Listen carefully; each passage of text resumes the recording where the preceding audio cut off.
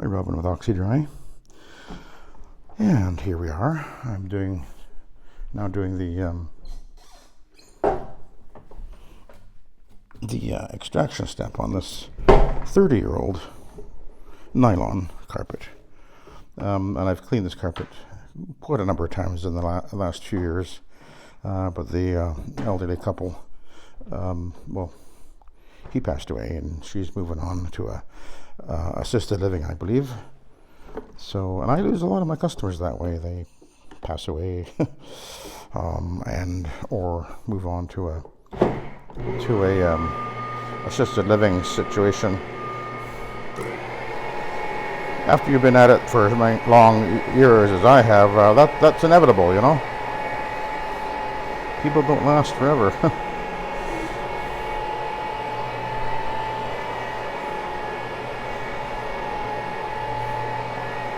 And I have a lot of elderly folks that choose Oxy-Dry because they really appreciate the low rapid dry times. That's one of the things that they find very appealing, especially if they've had the carpet over the years steam cleaned a few times, and then when they find out that I can do a phenomenal job and it's dry almost immediately, well, pretty much game over. Okay, so we'll be dealing with post-vacuuming that before I'm done.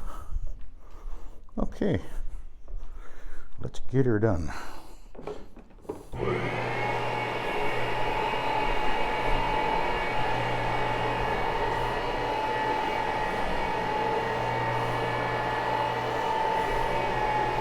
I'm running at 300 RPM now, and I am using a Green Stripe 2 Astro turf pad, which gives me a little bit of additional scrubbing action because of the Astro turf, and I really am appreciating these pads all over again. They were my only pad for quite a few years, and I moved away from them when I started using microfiber and then the Ironman pads, which are all good pads, but I'm realizing that there's nothing wrong with these at all. They do clean really well.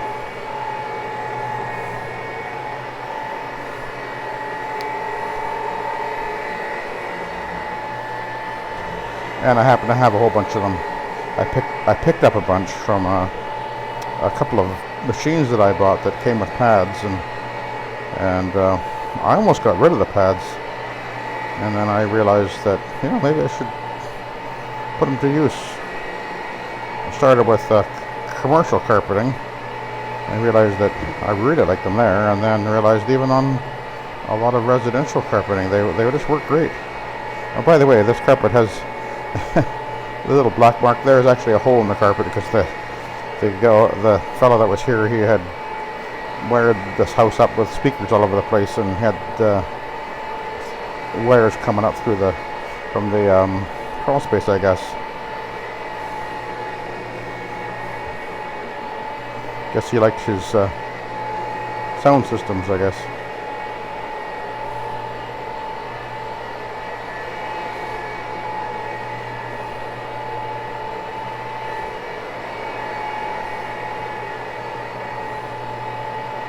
Yeah.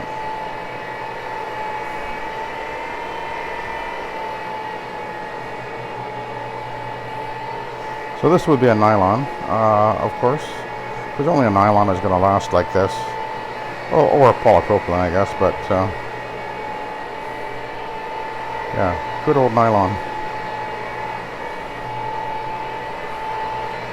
I remember when we were cleaning carpeting, and basically almost every job we did was nylon, and then we run into some polypropylene and occasionally wool, but it used to be like 75% or so of the carpeting that was being sold was nylon. Oh, and once in a while we'd run into a polyester, the older polyesters, which were probably worse than even the newer polyesters now, because now they're all, manufacturers are trying to convince everybody that polyester is the way to go. because it's cheaper for them to make it, and they make more money at it, and then they got to replace it sooner, and they don't care.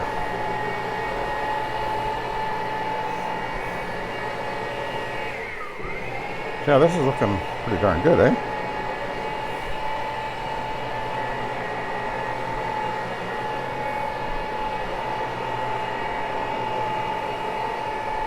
Yeah, this is, I think we're just a little over, or is it just slightly under 1,000 square feet of carpet here?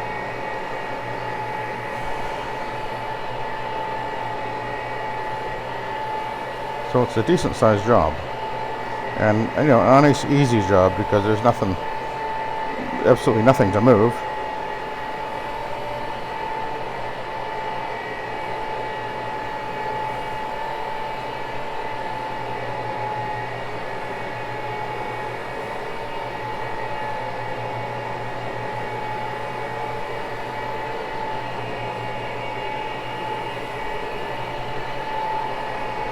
Starting to feel a little bit warm in here. I doubt they have the air conditioning on. This is my first job of the morning, so it's not too hot yet. I think we're getting up to mid-20s Celsius today.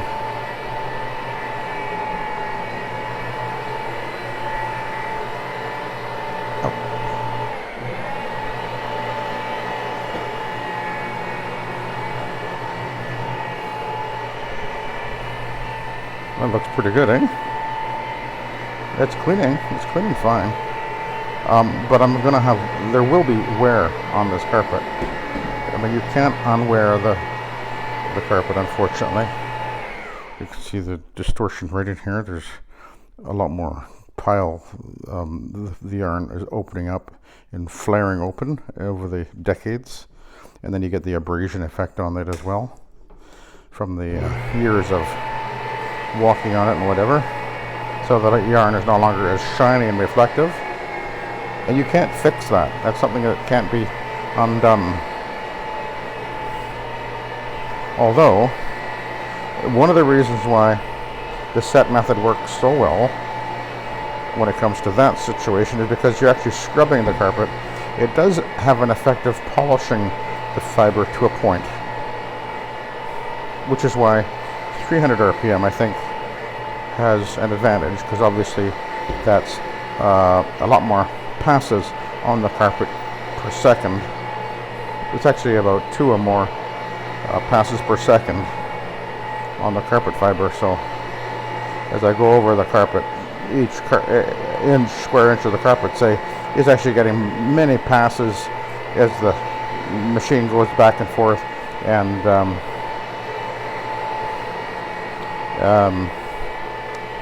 you know, I'm overlapping, of course. So if you see a spot right there where I go over, I went over it once, I went over it twice, I might even go over it 3 times with the machine, but the pad is going to be going over it dozens of times probably in those few seconds.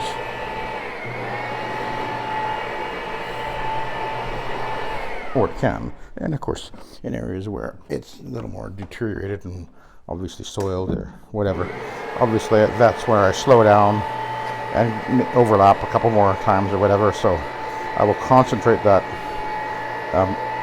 cleaning energy, as it were, in those areas. Like what I'm doing right now, I'm going a lot slower, doing a lot more slower passes and overlapping a little bit more. So this area here, which has got significantly more wear, is getting a lot more actual cleaning passes, and it's all happening literally within a few seconds. And therein lies the beauty of what's happening here. The slower I move, the harder I clean. It's almost kind of funny that way.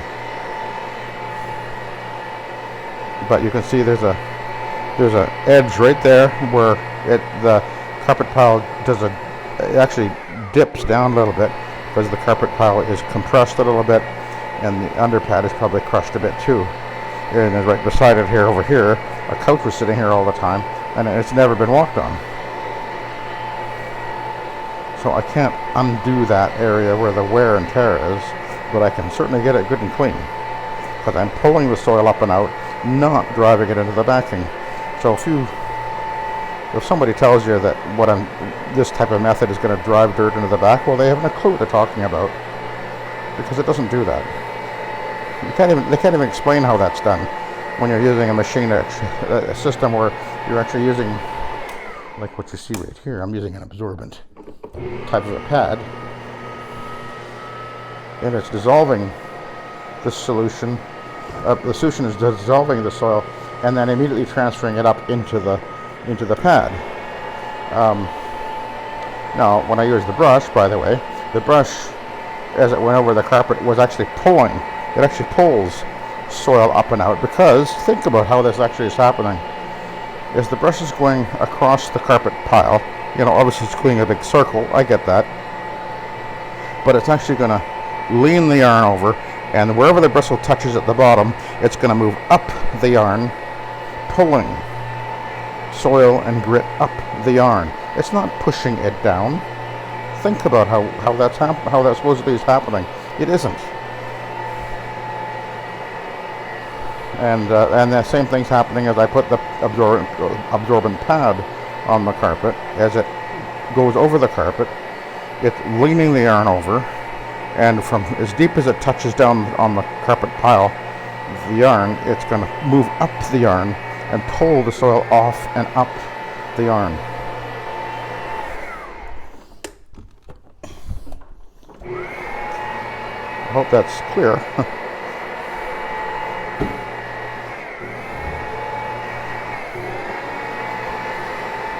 That's why the set soil extraction transfer technology works so well. When you use the right techniques, the right attachments, quality cleaning products, there's very little you can't do with it. Is it the right thing to use on every carpet? No. I don't think you should clean filthy, greasy restaurants with it. If you've got a carpet that's seriously contaminated with urine, well, I don't think you should clean that no matter what, but there's a limit, obviously, to anything. But for by far your average and typical jobs that you're going to be dealing with, this system will work phenomenally well when you do it the right way. And I've been posting videos now for well over 10 years showing this again and again and again and again, how well this works. And I do this because, well, I would like others to learn how to do this so that you guys out there can earn a decent living and have a decent life. That's the only reason I do it. I'm not making any money doing this, putting these videos out. I don't get a penny, and I don't care that I don't. I don't care about that. I only wanted to do my YouTube channel to help others to be able to make their way, provide for their families and have a decent living, and that's it.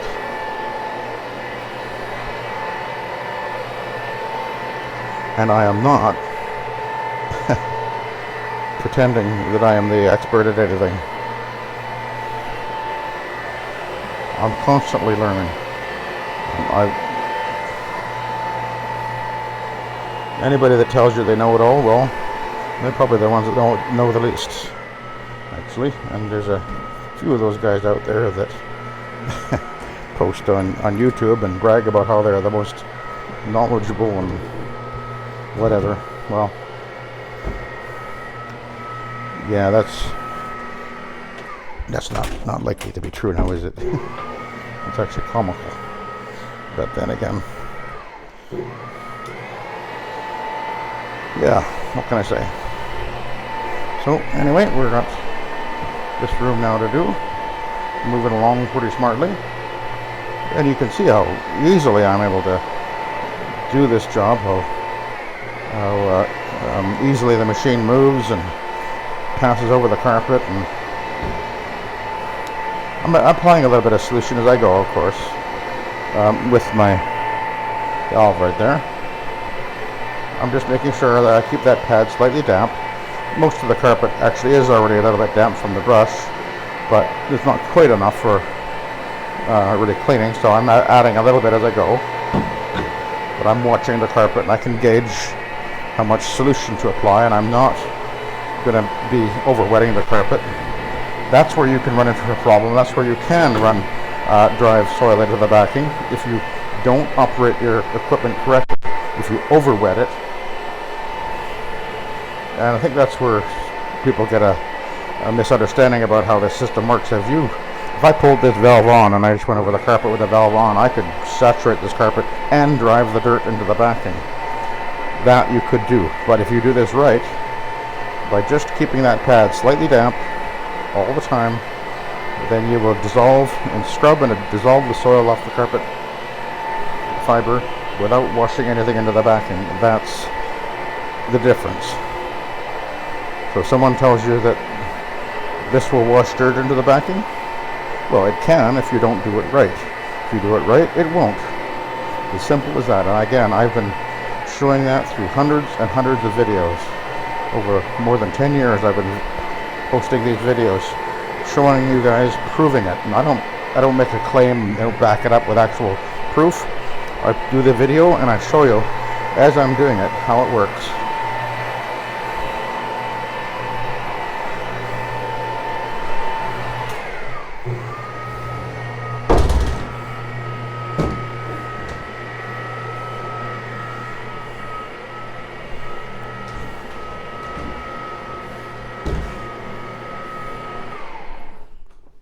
Okay, we've got one more room to go.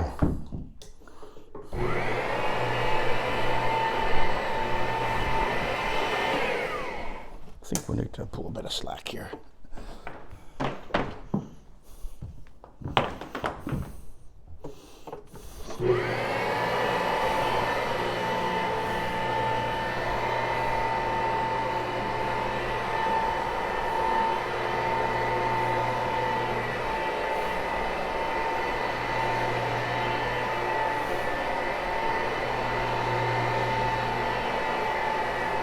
Another hole in the carpet over there. Speaker wire came through there, I guess.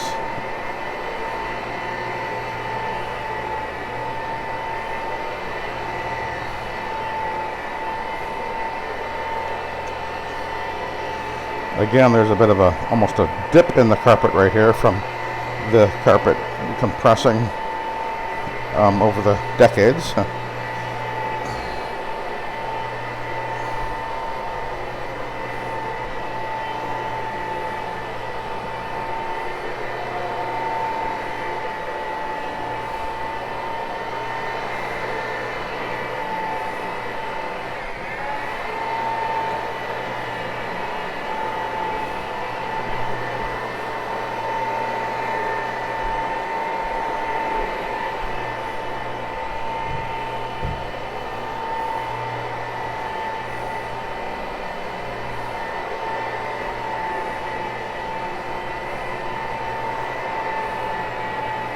A little bit of extra wear right here because this is beside where the bed used to be right here.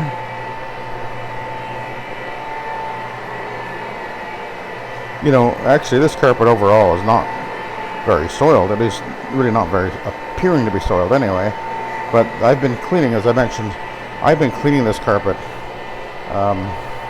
for a few years now.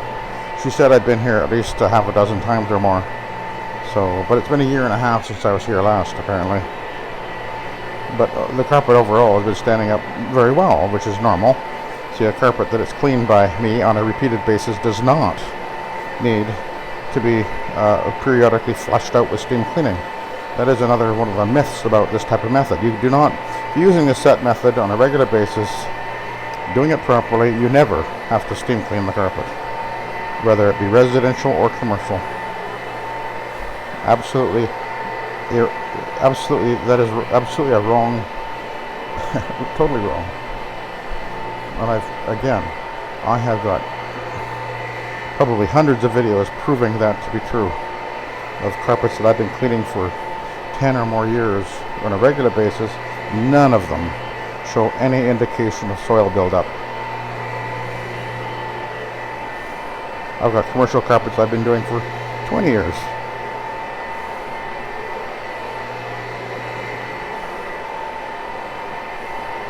Just not required. So when people tell you that, just, well, ignore them. They do not know what they're talking about. Unless, I guess, see, the problem is, I think they lump this type of method of cleaning, soil extraction transfer technology, they lump this into encapsulation cleaning.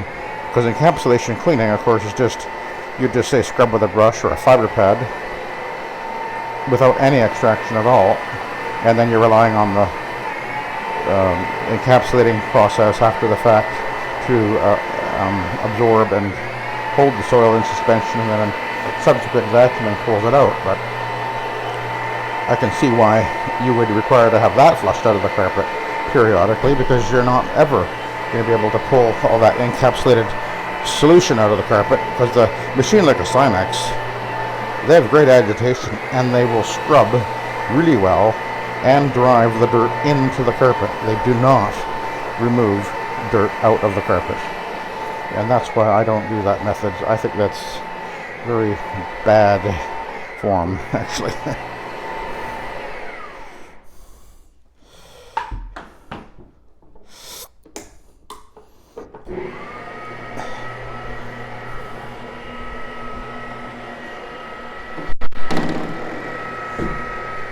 Okay, let's head back. Oh, actually, I'll tell you what we'll do. Is we'll take a look at the pad, and then we'll decide what we do next here.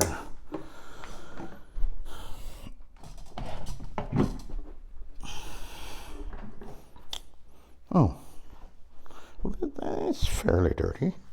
But what we'll do is we're going to run down the high traffic lane back to the front door. That's what I plan to do.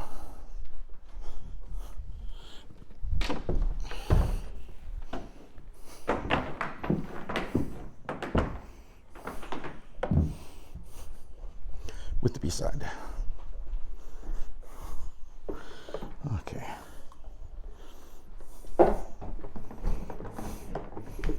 So, now when I engage this, what I want to do is turn like that, which engages the clutch with the hub of the machine.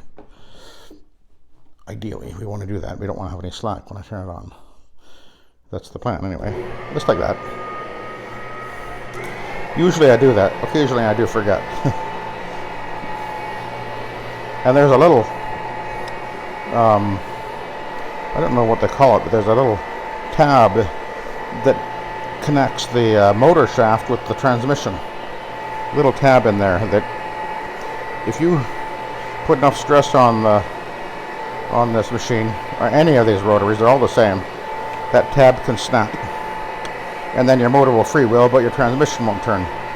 I've had that happen, well, at least once, I think twice, maybe, over the years. It's not a big deal, although, well, actually it isn't a big deal, because all you have to do is just pull the motor apart, lift the hub, the stator out of the middle of the motor, and there it is, sitting there. In fact, I did a video back about a year or so ago when Roger got got that Koblenz for Roger, and I opened it up because I was concerned about it was a noisy machine, and I opened it up, and I think I showed that video where I had it open and showed how easily you got into the motor and could replace that little tab or whatever. I don't even know what to call it, but it's like a safety, a breakaway safety clip or something. I don't know what they call it, but it's not even expensive, but it can happen to any machine. In fact, the very first time it happened to me was to my very first Rabbit, 20 years or more ago, when I had a Rabbit. And I think I had another machine that happened to as well. But it's not a big deal. It's annoying, obviously, but that's why you want to be careful. That's why I try to remember to engage the clutch and the hub properly before I turn the machine on. I gotta train myself to do that. It wasn't such a big deal with my my MD-180, although I was careless with it until one day I went to start it up, and it's suddenly the motor freewheeled and the pad driver didn't spin, and it doesn't have that because it's a belt drive. What had happened is that the motor shaft had snapped. There's a spindle sticks out of the bottom of the motor, and it had multiple grooves in it because it used a multi-V belt, and I had actually snapped that spindle right off the motor shaft, which is a single piece. So the only way I could fix it would be to either replace the stator or the whole motor, which wasn't really practical. So anyway,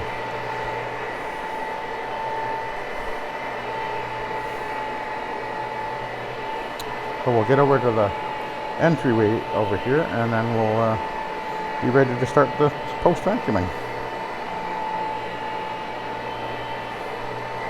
But this carpet is just looking wonderful. Oh, actually, you know what I'm going to do?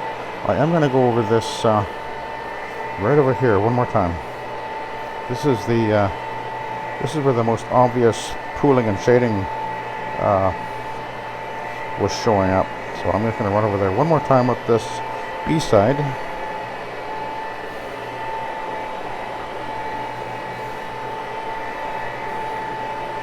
And one more thing I wanted to mention about the Von Schroeder product. It really does work well. It really does.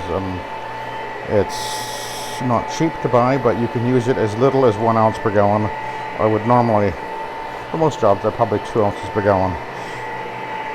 And there's a neutral pH and a higher pH. So it's an option and it's a very good product. It is an encapsulator. It does not attract soil. It is a built-in anti-resoiling polymer in it as well. And it's green seal certified and odorless. So there's another option for you guys out there if you're interested. And in Canada, you can get it from Brolin Supplies.